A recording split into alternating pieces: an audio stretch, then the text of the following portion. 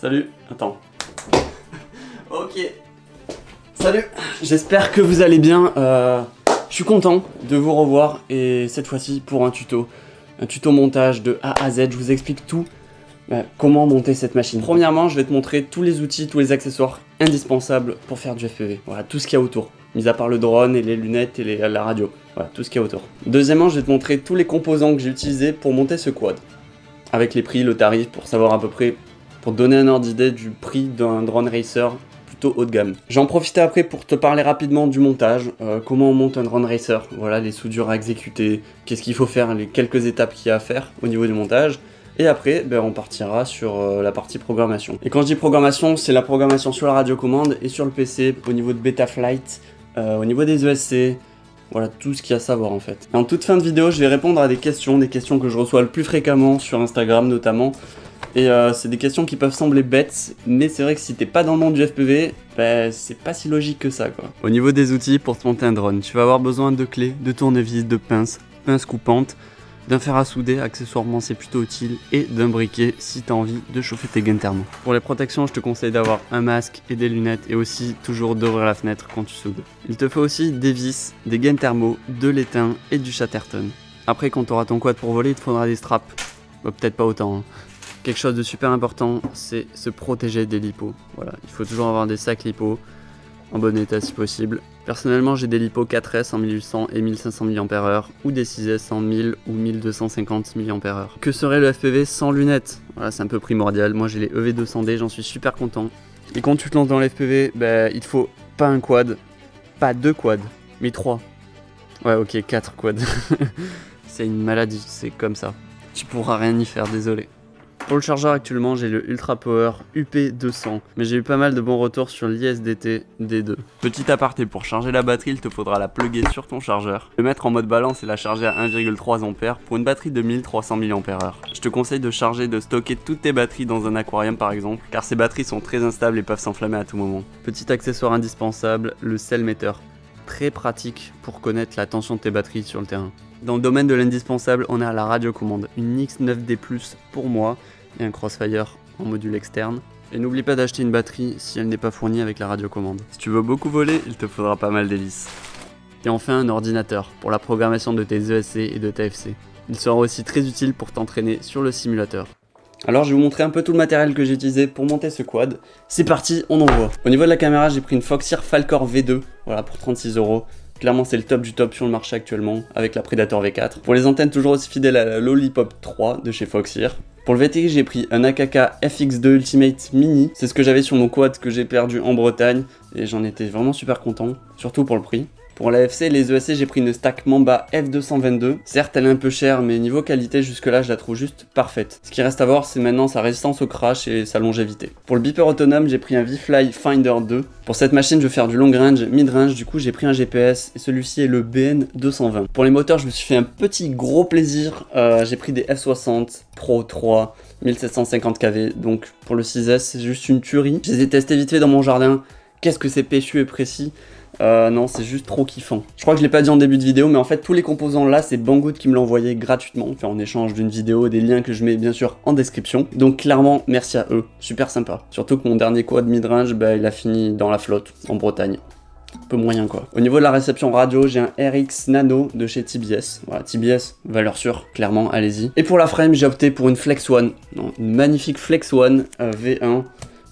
De toute beauté. Ça fait à peu près un an que je vole avec et j'en suis toujours aussi content. Justement, dites-moi en commentaire si vous en voulez une, parce qu'elle n'est pas en vente pour l'instant, mais ça peut se négocier. Du coup, pour ce quad, je dirais haut de gamme quand même, on atteint un tarif de 380 €. Voilà. Donc, si vous avez un budget un peu plus faible que celui-là et que vous n'avez pas besoin de GPS, de buzzer autonome, de la top caméra, je peux vous conseiller celle-ci. En gros, qu'est-ce qui change? La caméra, c'est une Rattle, voilà, une Cadix Rattle qui est plutôt bonne. Clairement, elle est moins bonne que la Falcor V2, mais franchement, elle est top quand même. Et après, ce qui va changer, c'est des moteurs qui sont un peu moins chers, et aussi une stack un peu moins chère, carrément moins chère, même 2 fois moins chère, parce que là, c'est la Mamba F405, dont je suis super content. Franchement, pour le prix, c'est ouf comme ça marche bien. Et du coup, on tombe à 250 € à peu près pour voilà, une machine comme ça.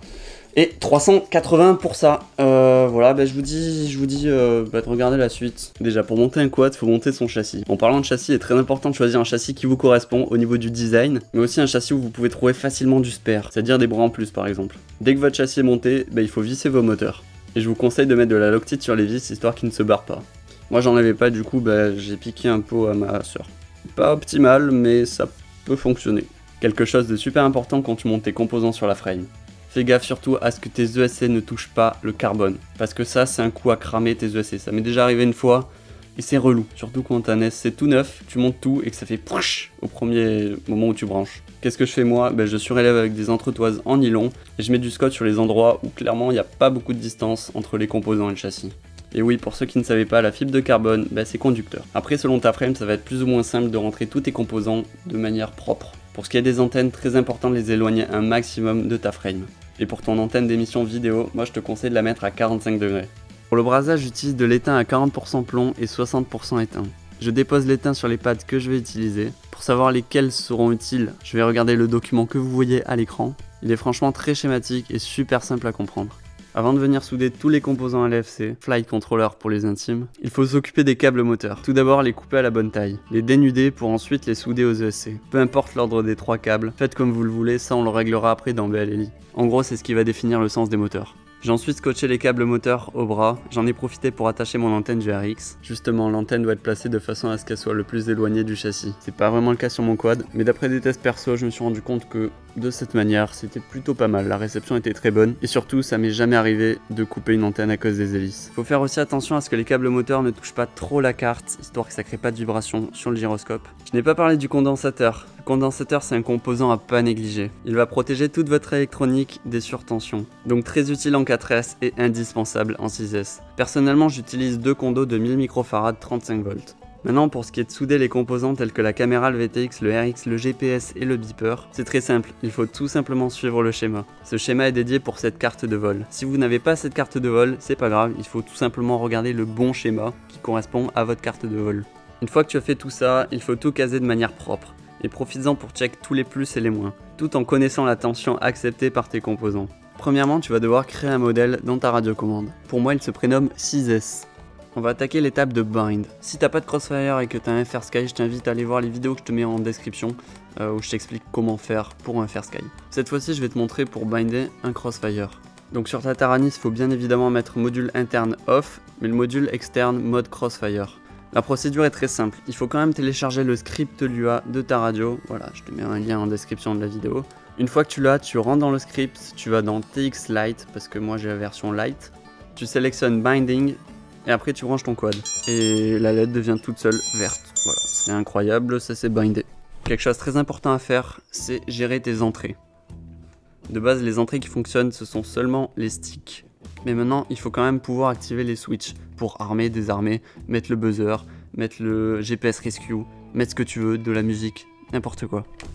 En fait, c'est très simple. Tu vas dans Entrée, dans l'onglet Entrée, tu rentres dans les channels autres que ceux déjà activés et tu assignes les switches que tu veux, juste en les bougeant. Ça, c'est pour avoir la tension de la batterie et le link quality sur l'écran de la radiocommande. Comme tu peux le voir, ça fonctionne. Je tiens à remercier Dom FPV pour ses tutos juste fantastiques sur le Crossfire et tout ça. Enfin, vous allez vous régaler. Allez, maintenant, petit tips pour activer le RSSI dans Betaflight, mais il faut que tu fasses un petit truc aussi sur ta Taranis. Voilà, tu vas dans le script du Nano RX. Moi, personnellement, dans le channel 10, j'ai mis le LQ. Et LQ, c'est le Link Quality, c'est-à-dire la qualité du signal. Et le channel 10 équivaut à l'aux 6. Donc, comme on le verra dans Betaflight, il faudra mettre aux 6 pour le RSSI. Tant qu'on y est, on va régler le failsafe. Donc, comme d'hab, il faut appuyer longuement sur le bouton Menu. Cliquez sur Crossfire, cliquez sur Crossfire Lua, cliquez sur XFTX, et ensuite tu as juste à positionner tes switches comme tu le souhaites pour activer le failsafe. Si tu comprends pas, tu sais pas comment positionner les switches, ça tu le verras après dans Betaflight quand tu assigneras des switches à des commandes, telles que armée, buzzer, et tout ça quoi. Il est temps de passer sur l'ordi. Première étape, télécharger Betaflight avec les bons drivers, comme recommandé sur la page d'accueil. Vous allez aussi avoir besoin de BLLI Suite si vous avez un ESC qui fonctionne avec BLLI S. Sinon, téléchargez BLLI 32 et c'est le cas pour moi. Deuxième étape, mettez à jour vos ESC. Cette procédure ne prend que quelques secondes. J'ai oublié aussi de vous dire que pour que votre ESC soit reconnu, il faut brancher une batterie à votre quad et connecter votre FC au PC. Troisième étape, vérifier le sens de rotation de tes moteurs, en utilisant l'outil de test moteur. S'ils ne tournent pas dans le sens indiqué par le schéma, pas d'inquiétude. Je tiens à le rappeler, il est impératif d'enlever les hélices dès que tu veux faire des tests avec une batterie sur ton quad. Vous devez ensuite décocher la petite case, et maintenant il devient possible de tester tes moteurs un par un. Dès que vous avez repéré les moteurs à inverser, sélectionne-les un par un et mets-les en mode reverse. À présent, je vous montre mes paramètres SC, que j'ai copiés de Wild Willy, et pour moi ils fonctionnent beaucoup mieux que les paramètres par défaut. Il faut mettre Timing Motor Auto, Dema Compensation Off et PWM Frequency à 48 Hz. Je décide ensuite de flasher ma FC avec la dernière version de Betaflight, c'est-à-dire la 4.1.1. Si tu n'as pas la même FC que moi, va d'abord dans l'onglet CLI. Tape d'un pour obtenir le nom de ta carte. Dans le même temps, copie tout sur un fichier texte, ça va te servir comme backup. Comme ça, si tu fais des conneries, tu pourras revenir en arrière. Mets ta carte en mode DFU. Pour cela, appuie sur le bouton boot de ta carte et branche-la en même temps à ton PC. Il te faut charger le microprogramme et ensuite le flasher. Rien de bien compliqué. Connecte ta carte et tu peux aller directement dans le CLI. Je te mets mes paramètres à disposition dans la description. Tu n'auras plus qu'à les copier et à les coller dans le CLI et de faire save. Comme ça, ta carte sera tout paramétrée comme moi. Si ce n'est pas le cas et que tu as une autre carte, je vais t'expliquer ce que je fais étape par étape. D'abord, coche le mode expert en haut à droite. Bouge ta carte pour vérifier que ta carte est bien orientée. Si ce n'est pas le cas, il te suffit de modifier l'inclinaison, ici, juste là. Dans l'onglet port, USB VCP doit toujours être coché. C'est le port qui te permet de communiquer avec ton PC. Pour rappel, les UART sont des ports d'entrée et de sortie de ta carte. Ils ne vont pas être utilisés de la même manière sur tes cartes. Et tu en auras aussi pas le même nombre. Dans mon cas, si tu as bien suivi le schéma de montage, l'UART2 est utilisé pour ton RX, le 3 pour le Smart Audio de ton VTX. Tu pourras régler tes channels et puissances directement dans l'OSD. Je tiens à dire quand même, selon les versions de Betaflight, des fois il y a des petits bugs. Et pour moi, j'ai pas réussi à faire fonctionner Smart Audio. Mais comme vous pouvez le voir à mon écran, c'est ici qu'on y accède. Et pour finir, l'UART5 est dédié au GPS. Les choses sérieuses commencent. Dans l'onglet configuration, tu peux choisir de voler en props in ou props out. Mais toujours faire gaffe à ton sens de rotation des moteurs. Pour le protocole ESC moteur, d'après les précieux conseils de Joshua Bardwell, j'ai opté pour du D-Shot 300 pour réduire la charge CPU. J'active le RPM filter et notifie le nombre d'aimants de mes moteurs. Pour utiliser le RPM filter, il te faut des ESC sous BLLI 32. Toujours pour garder une charge CPU raisonnable, j'ai choisi 4 kHz de taux de rafraîchissement. Je te rappelle que tu as disponible en description de super vidéos pour entrer plus profondément dans les différents sujets de configuration Betaflight. L'accéléromètre est activé et réglé sur 180 pour pouvoir armer ton quad même s'il est retourné. Pour le RX, récepteur radio pour les intimes, je sélectionne CRSF parce que j'utilise un Crossfire. Comme tu l'avais remarqué, j'ai un GPS. Pour pouvoir l'utiliser, je coche la case GPS. De même pour config auto et uBlocks comme protocole. Coche les fonctionnalités dont tu as besoin. Si tu es perdu, copie les miennes, je t'en voudrais pas, t'inquiète. Si tu veux que tes moteurs bip quand tu n'as plus de signal RX après un failsafe par exemple, tu peux cocher RX Lost. Et tes moteurs vont faire bip, bip, bip, en plus de ton buzzer. Pour la configuration du beeper, c'est simple, il va sonner à chaque case cochée. Et ensuite, je t'invite à enregistrer le tout. Dans l'onglet alimentation et batterie, tu as le luxe de pouvoir choisir quand le quad va biper pour t'avertir que la batterie est un voltage certain. Il est clair qu'à 3,5 volts, il a tendance à sonner un peu tôt, surtout si t'es en 4S. Pour le failsafe, comme je te l'ai montré, je l'ai réglé avec mon Crossfire. Pour la partie droite, tu peux régler le GPS Rescue. Différents paramètres du return to home sont réglables. Tu as par exemple l'angle, l'altitude initiale, etc. Et tout ça aussi, tu pourras le régler dans ton OSD, c'est-à-dire activer ou pas le GPS Rescue en cas de failsafe. Imagine que tu es en bandeau, hop, tu désactives, histoire de pas mettre un full compté dans un bâtiment. Mais par exemple, si tu fais du mid-range ou long-range, c'est plutôt intelligent en cas de failsafe d'activer le GPS Rescue. Dans Réglages PID, voici mes réglages, ils sont propres à ma machine. Ils fonctionnent peut-être très bien pour la tienne, mais peut-être pas. En description, je t'ai mis une vidéo de culture FPV avec Damien Gans qui est super intéressante. Pour le rate, c'est selon toi, selon la sensibilité des sticks que tu vas avoir pour piloter ton quad. On passe maintenant au filtre. Faut vraiment faire attention de pas faire n'importe quoi. Si tu ne filtres pas assez, tes moteurs risquent de cramer. Ce que tu peux faire, c'est essayer mes réglages, tu voles pendant 30 secondes, tu fais des accélérations et des flips, et après tu touches directement tes moteurs. Par exemple, si tu peux pas les garder plus de 3 secondes dans tes mains, il va falloir augmenter le filtrage. Par contre, s'ils sont pas du tout chauds, tu peux diminuer le filtrage pour essayer d'avoir un quad un peu plus réactif. Dans l'onglet récepteur, tu peux observer que tes différentes voix fonctionnent. Si tu vois que les ordres de commande ne correspondent pas, tu peux passer en TAER 1, 2, 3, 4. Pour le RC Smoothing, je me suis mis en interpolation. Je n'ai pas vraiment vu de différence avec le mode filtre, mais je te conseille d'aller voir le live de Dom FPV sur le RC Smoothing, super intéressant. Dans l'onglet mode, c'est très simple, c'est l'espace pour assigner les commandes sur tes switches. Tout d'abord, bouge un interrupteur de ta radiocommande pour assigner l'armement. Un conseil, il faut que ce switch soit très accessible, et rapidement. Fais de même avec angle si tu veux un switch pour voler en stabilisé. N'oublie pas d'assigner un switch à ton beeper. Et le petit dernier que j'ai ajouté récemment, c'est le Turtle Mode. Il te permet de retourner ton quad après un crash. Franchement, j'ai pas eu encore à l'utiliser. C'est vrai que si t'es dans un bambou et que t'as mis ton quad tout en haut d'un toit et que tes hélices sont bonnes, eh ben, tu peux retourner ton quad pour revoler après. Suivant. Perso, je n'ai pas besoin de toucher à l'onglet ajustement ni cerveau.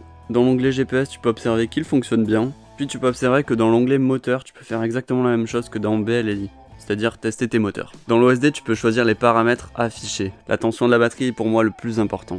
Ensuite, le RSSI et la flèche du GPS sont quand même bien utiles en long range et mid range. Vous allez me dire, pourquoi Flex tu mets les coordonnées GPS dans ton OSD? Ça sert à rien, non? Et moi je vais te répondre, eh bien Jean-Michel, imagine que tu craches dans la montagne. Tu auras au moins dans ton DVR la dernière position de ton quad avant la coupure vidéo. Pas cool ça? Si tu veux changer la police de ton OSD, il est possible en cliquant sur gestionnaire de police. Je ne touche à rien dans l'onglet émetteur vidéo, capteur, journal de bord et blackbox. Avant de voler, connecte ton immortalité sur ton module Crossfire, puis plug-le sur ta radio. Mets tes antennes de réception vidéo et vérifie que ton quad ait bien ses antennes d'émission, sinon tu risques de cramer ton VTX. Alors ce que tu fais, première étape, c'est t'allumes ta radio, t'allumes tes lunettes, tu les mets sur la bonne fréquence, c'est-à-dire pour recevoir le signal vidéo, je préfère le rappeler, de ton quad, tu mets par exemple la fréquence R7, voilà sur ton quad, c'est la mienne, et tu vas mettre en réception la fréquence R7. Voilà, pour recevoir, c'est comme la télévision, c'est exactement pareil. Après, qu'est-ce que tu fais une fois que ça c'est allumé?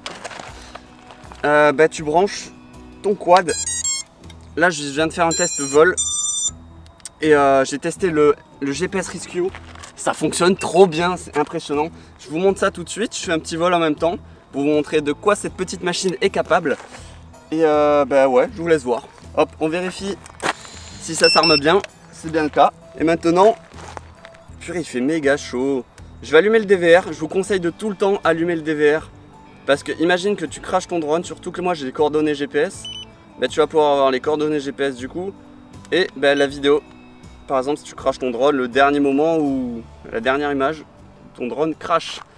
Allez, c'est parti, on y va. On voit sur mon OSD la tension de la batterie, le RSSI en bas à gauche, le voltage d'une cellule en bas à droite, l'altitude à droite. Et la direction de la petite flèche.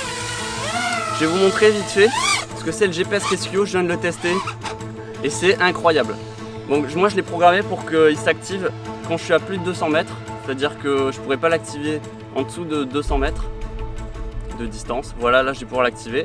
Imagine, hop, blackout, boum, GPS Rescue et il revient tout seul. En tout cas en fait je l'ai programmé pour qu'il prenne de l'altitude. Et après, ouais, ils prennent de l'altitude et après ils viennent et ils se rapprochent petit à petit. C'est un peu cochon ce qu'il fait, c'est pas méga propre, mais ça fonctionne. Donc là je l'ai désactivé. On va retester. J'ai pas vérifié l'altitude parce que imaginons que je suis tout en bas. Parce que j'ai l'impression qu'en fait, ouais c'est ça. C'est en fait, moi je l'ai programmé pour qu'il monte à 50 mètres et en fait il monte à 50 mètres au-dessus de la position où il était au dernier moment. Imaginons, hop, j'active là, hop, là il remonte direct. Ouais, je pense que c'est 50 mètres. Ah, je vois pas très bien, mais bon. Ok. Ok, maintenant je vais faire un peu de freestyle. Pour vous montrer de quoi est capable cette bête. Mais pas de propre wash, c'est ouf.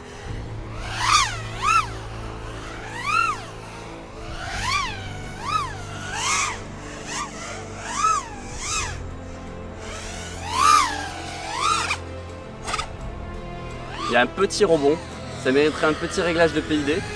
Mais clairement, ça vole pas trop mal.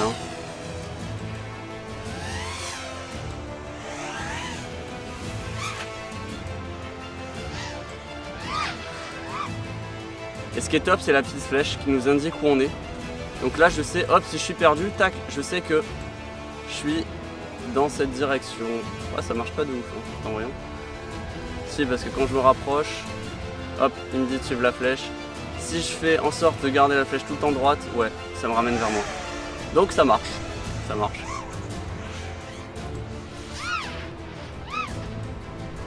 Ah, c'est propre, hein, c'est propre. Là, on se régale.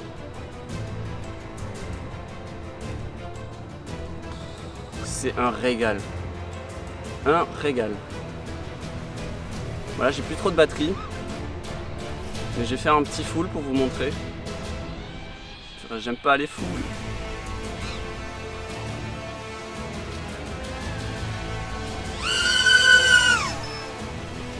C'est puissant quand même.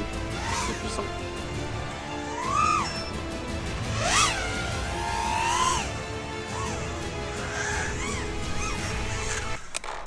Bon, ben premier crash.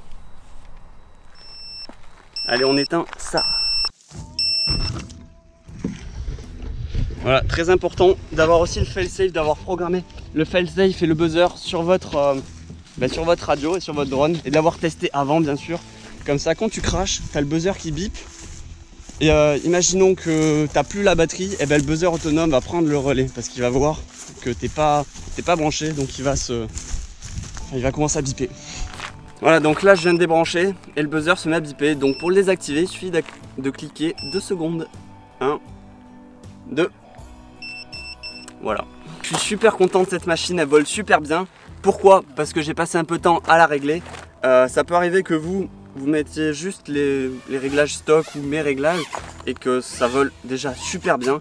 Mais en fait tous ces réglages dépendent de pas mal de choses, que ce soit de la machine, que tout soit bien vissé déjà. Voilà, que ce soit les stacks et la frame. Après ça dépend du design de la frame, du centre de gravité du drone, du poids, de plein de choses, des hélices. C'est pour ça que tout ce qui est PID et filtre vont être vraiment uniques à chaque machine, en tout cas pour qu'elle soit parfaitement réglée, ce qui n'est pas forcément le cas de cette machine, parce que je suis pas un expert encore. Mais comme vous l'avez vu, ça vole vraiment super bien, sans trop se prendre la tête, d'être méga fin dans les réglages. Vraiment, faites super attention dans vos réglages, surtout avec les filtres. Parce que c'est ce qui va surtout définir votre chauffe des moteurs. Moi, c'est ça qui m'avait fait un peu galérer justement sur ce quad, parce que j'ai mis les settings de Bardwell, Joshua Bardwell, et en fait j'avais les moteurs qui chauffaient. J'ai fait plusieurs réglages et mine de rien en fait je me suis rendu compte que les ESC ça a quand même une part importante dans la chauffe moteur, surtout avec le RPM filter. Donc j'ai changé les settings des ESC et là tout fonctionne nickel. Et non, ça vole méga bien. Moteur qui chauffe pas. Et super autre nouvelle, le feature que j'avais pas testé, que j'avais jamais essayé, qui me faisait un peu flipper parce que en fait tu perds le contrôle entre guillemets de la machine, enfin tu laisses le contrôle à la carte, c'est le GPS Rescue et ça marche du tonnerre, ça marche trop bien. Tu peux être à 1 mètre du sol comme j'étais, hop l'activer, bouf, il va mettre un coup de gaz vers le haut sans trop de gaz parce qu'il met pas un full histoire de vider la batterie, non, et il monte en altitude. Et après il revient tout seul selon la direction de la flèche. C'est juste magique, j'en suis vraiment super content. Bon, je vous laisse voir la fin de la vidéo. Et trop content de cette machine. J'ai noté quelques questions très récurrentes. Du coup c'est parti, on commence avec la première. Comment on connecte le drone aux lunettes? Voilà, comment on fait pour voir ce que voit le drone? Bah déjà il faut tout allumer, ok, on est bien d'accord. Mettre une fréquence sur le VTX, donc choisir la fréquence, et mettre la même sur les lunettes qu'on va capter. C'est pour ça que avec un drone, on peut capter avec autant de lunettes qu'on veut. Ok, c'est clair? Et pour choisir la fréquence, je vous conseille de vous mettre dans le race band. Voilà, race band 1, 2, 3, 4, 5, 6, 7 ou 8. Parce que comme ça, si vous voulez à plusieurs, tout le monde vole en race band. Comme ça, vous n'avez plus qu'à choisir le bon numéro. Enfin, pas le même que le voisin, quoi. Comment charge-t-on les batteries? On le charge avec un chargeur de LiPo. En mode LiPo charge à 1C, c'est-à-dire une fois leur capacité, c'est-à-dire si tu as des batteries de 1500 mAh, il faut mettre sur ton chargeur 1,5 A et tu choisis le nombre de cellules, 3, 4, 5 ou 6 S, et tu appuies sur entrée, ok, et bien sûr tu branches le chargeur, oui sinon tu n'aurais pas pu faire tous ces réglages, et après ça charge pendant 30-40 minutes, ça dépend. Petit conseil sur les batteries, ne les videz jamais en dessous de 3,2 volts, en dessous de 3 volts généralement c'est mort. Ou alors ta batterie va être vraiment très fatiguée. Et sur des vols classiques, descendez pas en dessous de 3,5 volts, voilà en moyenne. Question que je reçois aussi pas mal de fois, est-ce qu'il faut roder ses batteries et comment? Alors ça c'est un sujet vraiment sensible. Personnellement, moi mes batteries j'aime bien les roder un minimum, c'est-à-dire pendant 5-6 vols, 5-6 cycles. Je vais voler tranquillement, histoire de pas la faire trop chauffer, pour la mettre en route et après on peut y aller crescendo. Question suivante. Pourquoi le drone ne s'arme pas? Ça en général c'est parce que vous n'avez pas programmé un switch armé sur Betaflight et sur votre radiocommande pour qu'il s'arme. Voilà, faut tout simplement regarder ma vidéo. Pourquoi le drone se retourne quand je veux décoller? Alors ça, il y a plusieurs possibilités. Le cas classique qui arrive à tout le monde, moi qui m'est arrivé un peu moins maintenant parce que je fais attention, C'est le coup des hélices à l'envers. Il suffit que tu aies une hélice à l'envers et hop, tu vas décoller, il se retourne. Deuxième cas, c'est que tu as des moteurs qui tournent pas dans le bon sens. Donc voilà, faut vérifier que tous les moteurs tournent dans le bon sens. Troisième cas, ou troisième je crois, bah, c'est tout simplement, il faut remapper tes moteurs. Parce que tes moteurs sont pas les bons numéros. C'est-à-dire que là, ça doit être le numéro 1, 2, 3, 4 je crois. Voilà, quelque chose comme ça. Et s'ils sont pas bien mappés, ça veut dire qu'il y en a un qui tourne à la place d'un autre. Ça fout le bordel, du coup il se retourne. Question suivante. Pourquoi ma vidéo se brouille à 50 mètres? Alors là, il y a plusieurs possibilités. La première, qui est classique j'ai envie de dire, c'est que tu fais une recherche automatique sur ton masque. C'est-à-dire que tu tombes sur une fréquence pas exacte. C'est-à-dire que ton drone émet une fréquence et toi il faut que tu captes avec tes lunettes cette fréquence précise. Si tu as une fréquence un peu à côté, bah tu vas pas bien capter forcément. Après pourquoi tu peux avoir une vidéo de merde? Parce que t'as pas de condensateur. Parce que ton câble management est dégueulasse. Tu peux avoir des petits faux contacts au niveau des connecteurs. C'est pour ça qu'il faut faire attention à tout bien vérifier en partant de l'antenne jusqu'au VTX, voir si tout est clean. Après, il faut se mettre sur la bonne fréquence, mettre les bonnes antennes aussi. Ça, c'est important parce qu'il y a du SMA, RPSMA, RPSMA femelle, mâle. Bref, t'as tout ça. Et du coup, il faut qu'il y ait du mâle avec de la femelle. Et enfin voilà, faut faire attention à tout ça. Si vous savez pas ce que c'est SMA, RPSMA, je vous mets un petit lien en description de Helico Micro qui vous a fait une petite image parfaite pour tout comprendre. Question suivante. Pourquoi les moteurs s'accélèrent sans les hélices? Si vous armez votre quad comme ça et que vous mettez un peu les gaz, vous allez voir qu'il commence à s'emballer. Ça c'est normal, ne vous inquiétez pas, quand il y aura les hélices, bah, ça fera pas cet effet du tout. Question suivante, qu'est-ce que je dois acheter comme drone? Question pas facile, parce que moi si j'ai pas d'informations, je peux pas te conseiller quelque chose. Déjà qu'est-ce que tu veux faire? Du cinématique, du freestyle, du race, enfin de la race plutôt. Ça dépend aussi de ton budget, et aussi en ce moment c'est compliqué parce qu'il y a le numérique qui arrive, et du coup bah le numérique c'est un peu plus cher, mais après ça arrive... C'est compliqué à te répondre quand même. Tout ce que je peux te dire, moi, c'est que je te conseille de monter ton drone toi-même, par exemple, un drone comme ça, comme je l'ai fait dans cette vidéo ou dans des vidéos précédentes. Comme ça, tu vas bien comprendre comment fonctionne un quad, et tu vas pouvoir le régler toi-même, et enfin voilà, c'est super gratifiant aussi de voler avec un drone qu'on a monté soi-même. Et tu verras que c'est pas compliqué du tout, ça prend un peu de temps surtout au début, mais après tu vas apprendre plein de trucs et enfin voilà, je trouve ça intéressant quand même. Et si vraiment t'as pas le temps, tu peux acheter un Ready to Fly, de chez iFlight par exemple, ou je sais pas trop ce qu'il y a en ce moment. Mais voilà, comme je te l'ai dit, je le conseille un peu moins. Alors maintenant, la question de maintenant, est-ce que tu dois partir sur de l'analogique ou du numérique? Ça dépend de ton budget, clairement, je pense que ça dépend de ton budget. Si t'as un budget assez élevé, bah vas-y, go pour du DJI. Après, moi, ça me fait un peu chier DJI parce que sont un peu tout seuls sur le marché pour l'instant, sur le numérique. Alors, est-ce que tu reprends le système FPV DJI? Déjà, au niveau de la radiocommande, moi, je te la conseille pas forcément, c'est vrai que je l'ai pas eu entre les mains et tout, mais ça c'est super pratique parce qu'on peut faire du simulateur, on peut mettre le module externe qu'on souhaite, on peut tout, enfin c'est très pratique, elle est pas très chère en plus. Après au niveau de l'air unit et tout, j'ai l'impression que on peut changer soit la caméra, soit l'air unit, donc ça peut se faire. Après il faut avoir une frame un peu plus grande, ça faut le savoir. Et aussi l'inconvénient majeur que je trouve à ce système, c'est le masque. Le masque qui me convient pas beaucoup, ça prend de la place, c'est pas très confortable. Mais on voit super bien dedans, donc c'est des pour et des contre. Franchement, je peux pas faire le choix à votre place.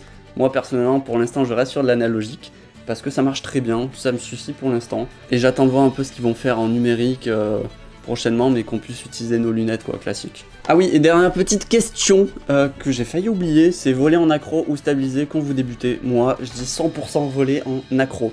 Vous commencez avec le simulateur à voler en accro, et après vous démarrez avec votre quad à voler en accro. Stabiliser, c'est fini, c'est mort.